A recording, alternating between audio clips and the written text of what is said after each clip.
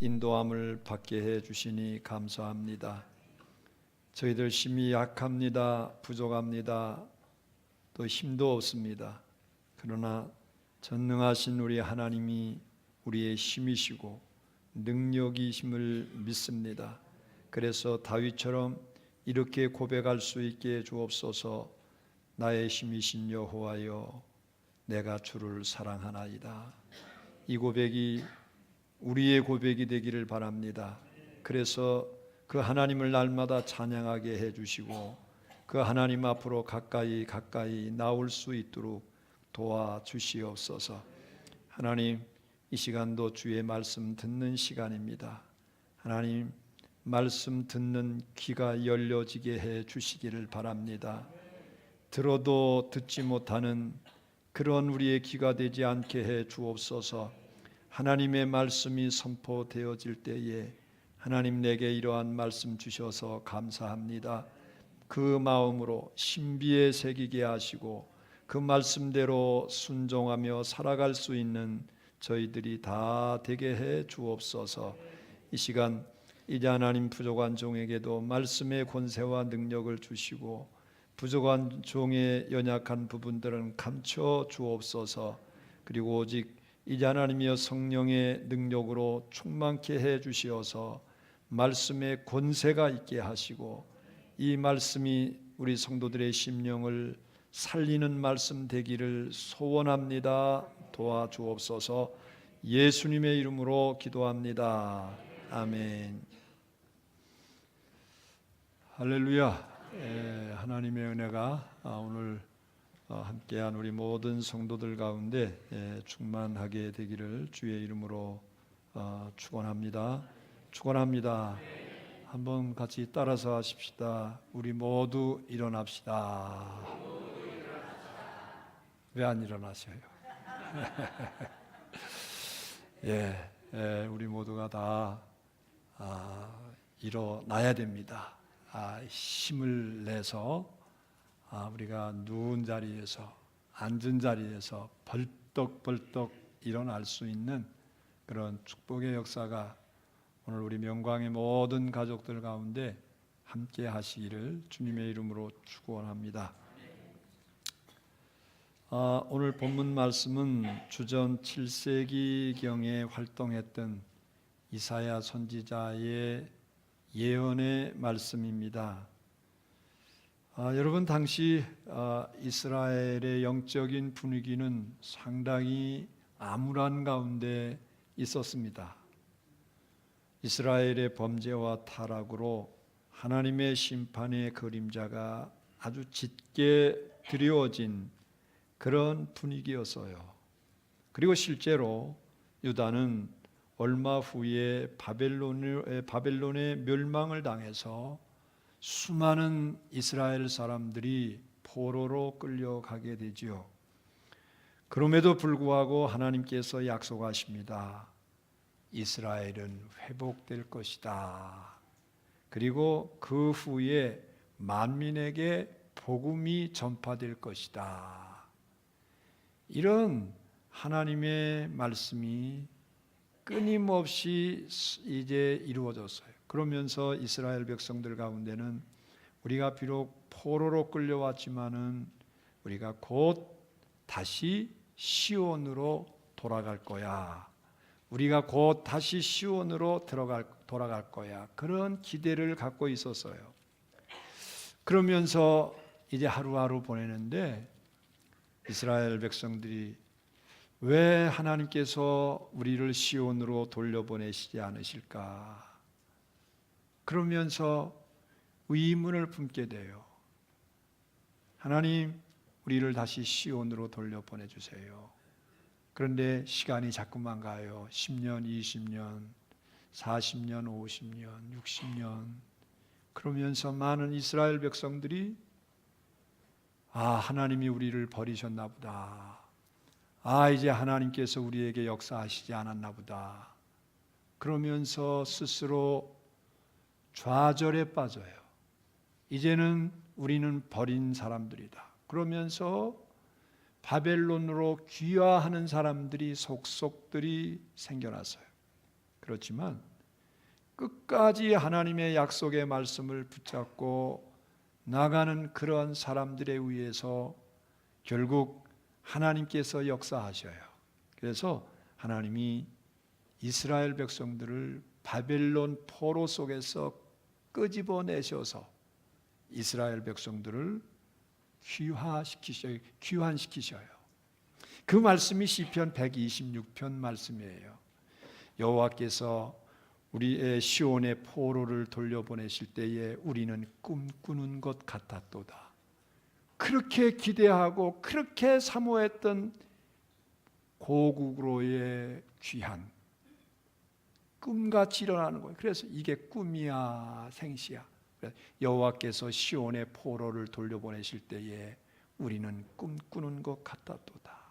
그때에 우리의 입에는 웃음이 가득하였고 우리의 혀에는 찬양이 가득했도다. 이 시편 126편 말씀이 바로 이스라엘 백성들이 포로로 귀환될 때에 어느 무명의 이제 성도가 하나님을 찬양하며 기록한 그러한 말씀으로 알려져 왔어요. 그래서 여러분, 오늘 본문 말씀은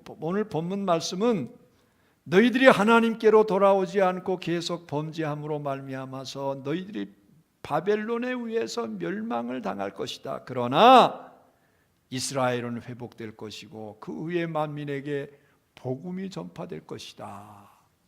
이런 영적인 이제 메시지를 주는 거예요. 여러분, 이것은 1차적으로 바벨론 포로의 귀환을 말하지만은 궁극적으로 예수님 이후 신약 시대의 교회와 성도들에게 주시는 그런 말씀입니다.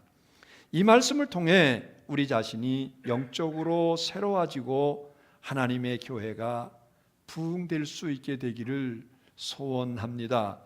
그래서 우리 모두 하나님의 축복을 받고 우리에게 주신 사명을 감당해서 하늘의 영광을 얻는 우리 성도들 될 수 있게 되기를 주의 이름으로 축원합니다. 오늘날 우리가 자유롭게 신앙생활을 하면서 이만큼 살게 된 것이 무엇 때문일까요, 여러분? 하나님은 위기 때마다 보호해 주시고 도와주신 은혜가 아니었다면 여러분, 이거 불가능한 일이었을 거예요. 그리고 신앙의 선배들이 순결을 각오하고 믿음을 지키며 눈물로 기도한 덕분이 아닐까 싶습니다. 그런데 만일 우리가 이러한 사실을 망각하고 안일하게 신앙생활한다면 여러분, 하나님이 기뻐하시지 않습니다. 하나님이 여러분 그때 우리에게 어떠한 반응을 보이실까요? 여러분, 마치 오늘의 내가 내 능력과 노력으로 된 것처럼 자만하고 나도 모르게 세상 죄악 가운데 물들어가고 있다고 하면 여러분, 우리는 심각한 문제에 도달하게 될 거예요. 여러분, 이스라엘 백성들의 멸망의 원인이 바로 그런 것이었어요. 베풀어 주신 하나님의 은혜를 망각하고 선조들의 순수하고 열정적인 신앙을 계승하지 못하며 겨우 신앙의 명맥만을 이어갔던 형식적인 신앙생활이 바로 당시에 이스라엘 백성들의 영적인 문제였다는 겁니다. 그들은 입술로는 하나님을 얼마나 열심히 찾았는지 모릅니다. 주여 주여 했지만 마음으로는 하나님을 멀리 떠났어요. 조상이 물려준 신앙도 팔아먹었고 하나님이 주신 은혜도 놓쳐버리고 만 겁니다. 여러분, 우리 초대 성도들의 신앙의 순수성과 열정을 상실하지 말아야 될 줄로 압니다. 오늘 1절 말씀처럼 여러분 일어나야 됩니다. 그러면 여러분 이 일어나라고 하는 말씀의 뜻은 무엇인가요? 이 말씀은 영적인 각성을 촉구하는 거예요. 그리고 회복과 부흥을 촉구하는 거예요. 지금 안일한 자리에서 일어나라는 겁니다. 여러분, 그러면 이 일어나라고 하는 그 의미가 어떤 의미가 우리에게 주어지는 말씀일까요? 세 가지로 말씀을 드립니다. 첫째는 먼저 죄악의 자리에서 일어나라 이겁니다. 할렐루야. 어디에서 일어나라고요? 죄악의 자리에서. 우리가 하나님 앞에서 살아간다고 하면서도, 우리가 거룩한 하나님의 백성이라고 하면서도 끊임없이 죄를 범하고 하나님의 뜻을 거역하고, 그리고 하나님으로부터 멀리 떠나는 그러한 상태에서 우리가 그 모든 것을 떨쳐버릴 수 있어야 된다는 거예요. 신앙생활을 잘한다고 하면서 때에 따라서 타성해졌고 나 자신도 모르게 세속의 죄악에 물들기 쉽습니다. 여러분, 야곱이 그랬어요. 그가 형 에서와 아버지 이삭을 속이고 장자의 축복을 받게 되죠. 결국 형의 원한 때문에 바단 아람으로 도망을 합니다. 도망가면서 어느 한 광야에서 지쳐서 잠을 자는데 하나님이 야곱에게 나타나셨어요. 이때 야곱이 하나님께 기도해요. 하나님, 나를 축복해 주셔서 다시 내 아비 집으로 돌아갈 수 있게 해주신다고 하면 바로 이곳이 하나님의 성전이 될 겁니다. 그리고 11조를 제가 열심히 잘하겠습니다. 온전한 11조를 하겠습니다. 그리고 하나님 온전하게 잘 섬길게요. 여러분, 그렇게 서원을 했어요. 그런데 하나님이 정말 야곱을 축복해 주셨죠. 왕성하고 창대하게 축복해 주셨어요. 그래서 그가 고향으로 금이환영을 합니다. 그런데 문제는 아직도 형 에서의 분노가 풀어지질 않았어요. 오기만 하면 내가 당장 야곱을 칼로 쳐서 죽이겠다고 군사들을 거느리고 야곱이 오기를 기다리고 있어요. 이 사실을 알고 야곱이 어떻게 합니까? 야복나루에서 밤새도록 하나님께 기도하는 거예요. 얼마나 기도했으면 씨름을 했다고 했겠어요.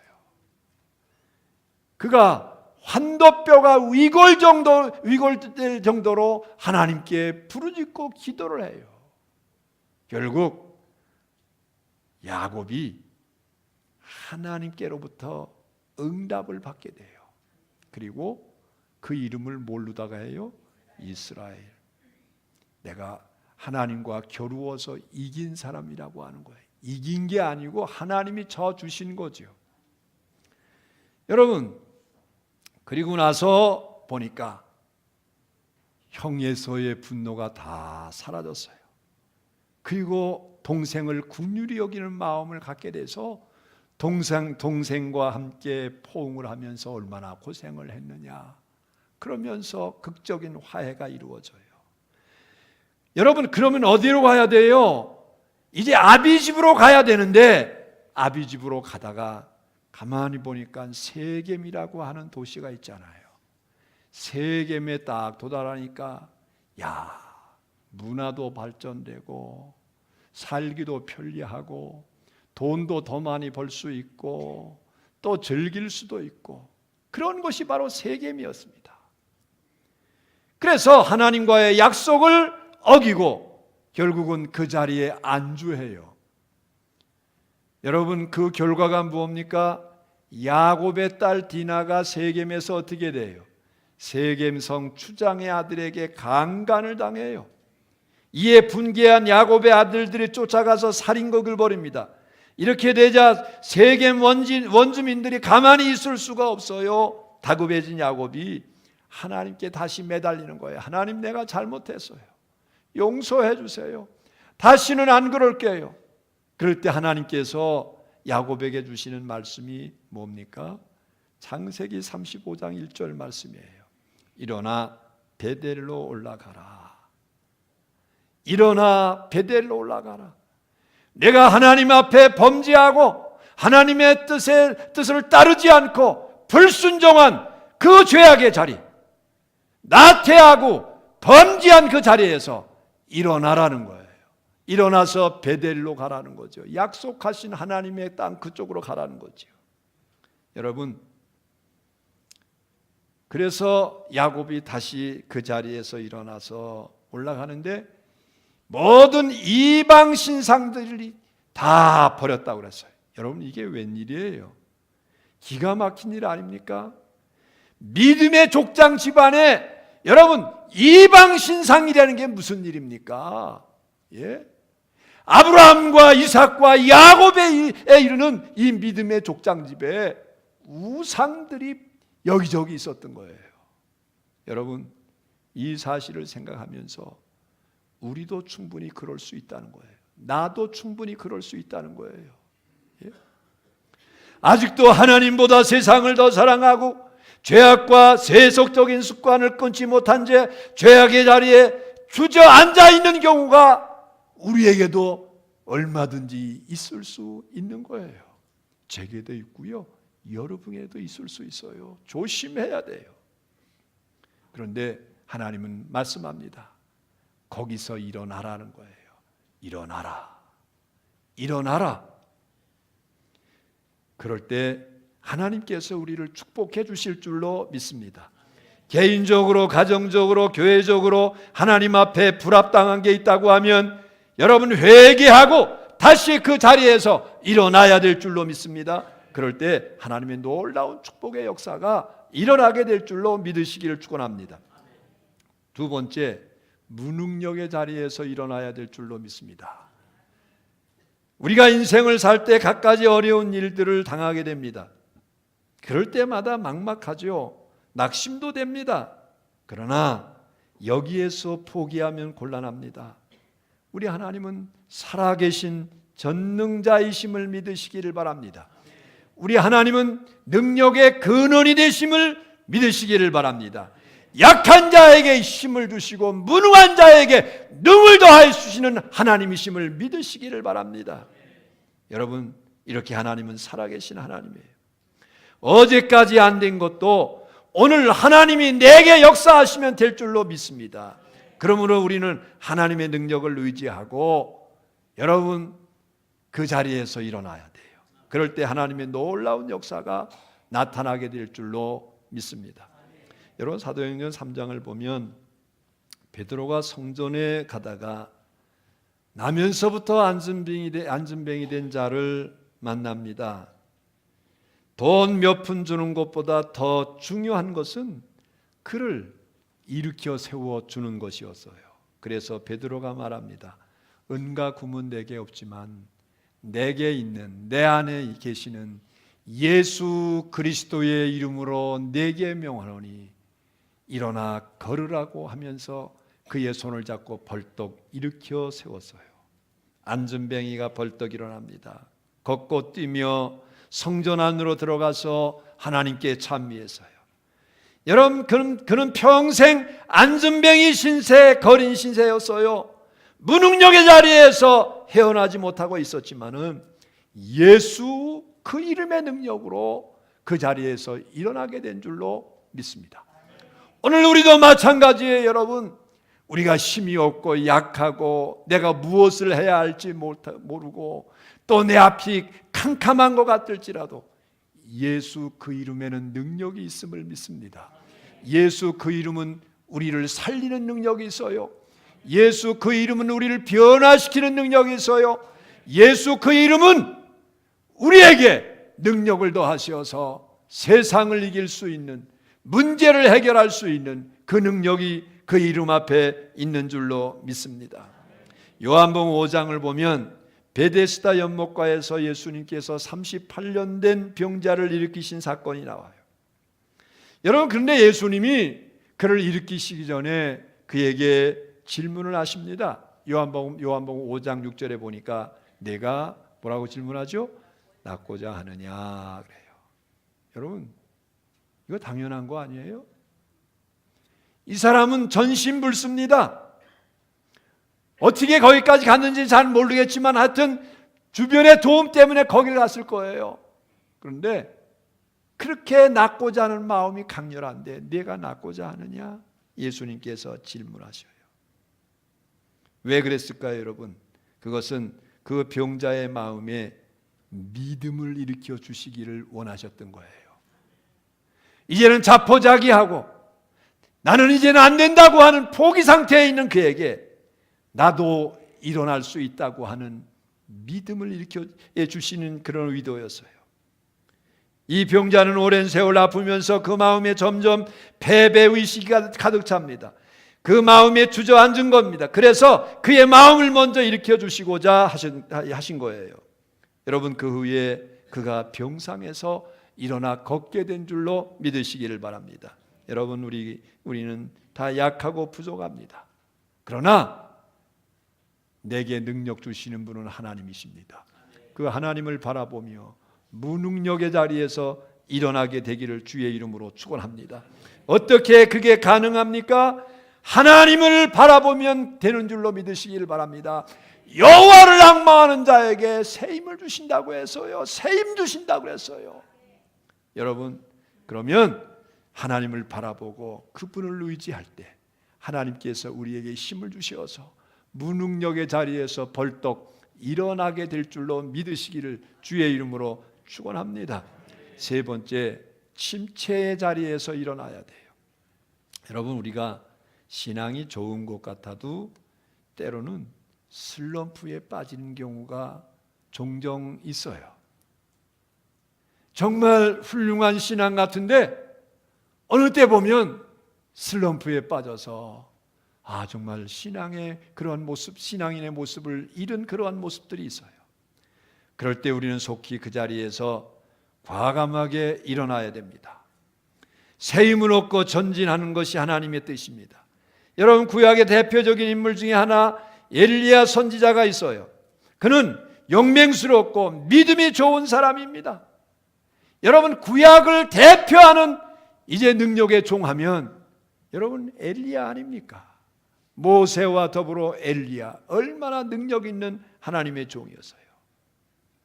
여러분, 그런데 열왕기상 19장을 보면 어처구니 없게 엘리야가 낙심하고 주저물러 앉은 그러한 모습을 볼 수가 있어요. 아합 왕의 왕비 이세벨이 너를 죽이겠다고 하니까 혼비백산에서 도망갔어요. 여러분, 그 전에는 아합 앞에서도 당당하게 이제 대적하고 아합과 그 다음에 모든 우상 선지자들과 담대하게 나섰던 이 엘리야가 이세벨의 말 한마디 앞에 혼비백산 도망칩니다. 그 로뎀 나무 아래서 위기소침한 채 죽기를 구하는 모습 보면 참 한심스러울 정도예요. 그런데 여러분, 누구라도 그럴 수 있다는 거지요. 이것은 누구라도 그럴 수 있어요. 이게 영적인 슬럼프입니다. 그때 하나님의 사자가 그를 위로하시면서 일으켜 세워서 먹을 것을 주시고 격려해요. 그리고 마침내 엘리야는 새 힘을 얻어서 호렙산에서 하나님의 음성을 듣고 사명을 잘 감당하게 되었습니다. 여러분, 오늘 우리도 마찬가지입니다. 신앙생활을 오래 하다 보면 침체에 빠질 때가 있어요. 그럴 때 여러분, 우리가 주저앉지 말고 주님을 바라보고 주님을 의지하면서 용기를 얻어야 됩니다. 신앙의 타성에 젖지 않도록 하십시다. 그래서 늘 생동력 있는 신앙을 유지해야 됩니다. 여러분, 지금 우리 한국교회 성도들이 스스로 신앙의 나태와 타성에 젖어 있는 게 솔직한 우리의 현실이 아닙니까? 정신을 차리고 다시 신앙의 열심을 내야 할 줄로 믿습니다. 우리나라 초대교회 성도들의 신앙을 따라서 부응해야 됩니다. 초대 성도들은 신앙이 순수하고 얼마나 열정적이었습니까? 그들은 반드시 주일을 거룩하게 지키는 주일 성수의 삶을 실제했습니다. 여러분, 예배를 사모하고 주일을 절대적으로 지켰어요. 여러분, 주일을 성수할 수 있는 여러분들의 믿음이 되기를 바랍니다. 하나님의 나를 온전히 구별할 줄 아는 사람이 진실한 성도죠. 여러분, 하나님께서 우리에게 주신 계명 중에서 안식일을 기억하여 그날을 거룩하게 지키라고 명령을 하셨는데, 여러분, 주일을 주일답게 지킬 수 있는 여러분들의 믿음이 되기를 바랍니다. 예배를 사모할 수 있는 여러분들이 다 되기를 바랍니다. 우리 박은호 권사님이 전에 수요일 날 기도를 하는데 3일 저녁 예배가 늘 작게 나와서 참 저도 이제 힘들고 그럴 때가 있지요. 그런데 이때 권사님이 이렇게 기도하셔요. 하나님, 이렇게 이 자리가 비었습니다. 장로님들 어디 계십니까? 권사님들 어디 계십니까? 안수 집사님들 어디 계십니까? 집사님들 어디에 있는 겁니까? 하나님, 예배 자리로 나올 수 있게 해주세요. 그러면서 기도를 하시더라고요. 사랑하는 성도 여러분, 예배를 사모하시기를 주의 이름으로 축원합니다. 그리고 가난하던 시절에 있지만 반드시 11절을 드렸어요. 그리고 말씀 읽기와 기도 생활에 힘썼어요. 그들은 새벽 기도 운동에 적극 참여했습니다. 그리고 악습과 구습을 단절하면서 성결한 삶을 실천한 줄로 믿으시기를 바랍니다. 이렇게 우리 신앙이 새로워지고 부흥되면 개인도 살고 가정도 살고 교회도 살고 나라도 살 줄로 믿습니다. 우리의 심령의 회개와 부흥이 되면 나라와 민족의 소망이 있어요. 역대하 7장 14절 말씀을 보십시오. 내 이름을 일컫는 내 백성이 그 악한 길에서 떠나 스스로 겸비하고 기도하여 내 얼굴을 구하면 내가 하늘에서 듣고 그 죄를 사하시고 그 땅을 고칠지라고 했습니다. 사랑하는 성도 여러분, 우리가 이 침체 자리에서 일어날 수 있게 되기를 주의 이름으로 축원합니다. 여러분, 이렇게 영적으로 각성되고 부흥되면 자연스레 하나님이 주시는 사명을 감당하게 될 겁니다. 하나님은 우리끼리 신앙생활 하다가 겨우 천국에 들어오는 것을 원치 않으십니다. 복음의 빛을 받았으면 우리가 반드시 이 복음의 빛을 반사해야 돼요. 1절부터 3절 말씀을 보십시오. 일어나라, 빛을 발하라. 이는 내 빛이 이르렀고 여호와의 영광이 내 위에 임하였음이니라. 보라, 어둠이 땅을 덮을 것이며 캄캄함이 만민을 가리우려니와 오직 여호와께서 내 위에 임하실 것이며 그의 영광이 내 위에 나타나리니 나라들은 내 빛으로 왕들은 비치는 내 광명으로 나오리라. 우리 성도들은 빛을 스스로 발하는 발광체는 아닙니다. 그러나 하나님의 영광의 빛을 받아 비추는 반사체가 되어야 될 줄로 믿습니다. 이것이 곧 복음 전도의 사명이에요. 이 시대가 복음 전하는데 정말 힘든 것은 사실입니다. 그러나 전도의 사명은 항상 최선을 다해서 감당해야 될 우리의 과업임을 믿으시기를 바랍니다. 그래서 바울이 뭐라고 외칩니까? 디모데후서 4장 2절 이하의 말씀에 보니까 너는 말씀을 전파하라. 때를 얻든지 못 얻든지 항상 힘쓰라. 범사에 오래 참음과 가르침으로 경책하며 경계하며 권하라. 때가 이르니 사람이 바른 교훈을 받지 아니하며 기가 가려워서 자기의 사욕을 따를 수성을 많이 두고 또 그 길을 진리에서 돌이켜 헛단한 이야기를 따르리라고 했어요. 여러분, 그러므로 우리가 개인적으로 신앙생활을 잘하는 것도 중요하지만 하나님의 기대는 그 이상이라고 하는 사실을 기억하시기를 바랍니다. 복음의 빛을 발하야 된다는 거예요. 평생 예수 믿으면서 나를 통해서 구원받은 사람이 한 사람도 없다. 여러분, 이거 하나님 앞에 설 때 어떤 모습일까요? 얼마나 수치스러울까요? 주님 앞에 설 때 큰 부끄러움이 될 겁니다. 여러분, 우리는 이웃에게 복음을 전해야 됩니다. 그래서 이 지역이 복음화되는 일에 충성을 다해야 될 줄로 믿습니다.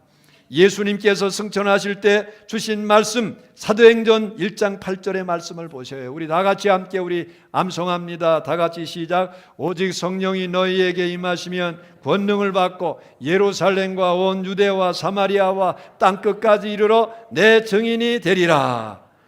여러분, 금년에는 꼭 전도 대상자들 분명히 세우고 그들을 위해서 기도하고 복음을 전함으로 영혼 구원의 귀한 사명을 잘 감당하실 수 있게 되기를 바랍니다.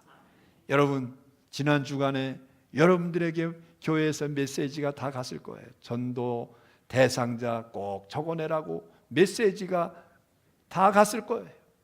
여러분, 한 사람이라도 정해서 그를 주님께로 인도하게 하겠다고 하는 뜨거운 믿음이, 뜨거운 열정이, 뜨거운 그런 영혼 구원의 역사가 여러분들 가운데 일어날 수 있게 되기를 주의 이름으로 축원합니다. 탤런트 김혜자 권사님이 꽃으로도 때리지 말라는 그런 이제 책을 여러분들이 많이 보셨을 줄로 압니다. 그분이 아프리카를 이렇게 돌면서 선교와 구호 사역을 한 감동적인 이야기들이 실려 있어요. 그는 불편한 심정을 하나님께 토로해요. 하나님, 당신은 왜 이들을 위해 아무것도 하시지 않습니까?